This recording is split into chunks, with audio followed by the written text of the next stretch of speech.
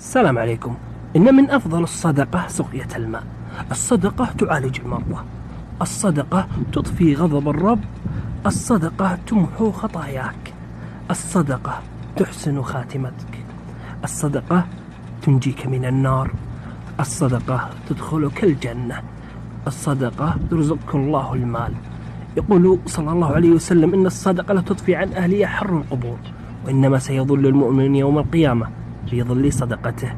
أسأل الله من عاوني ونشر هذا المقطع أن يجعله صدقة جارية إلى يوم القيامة.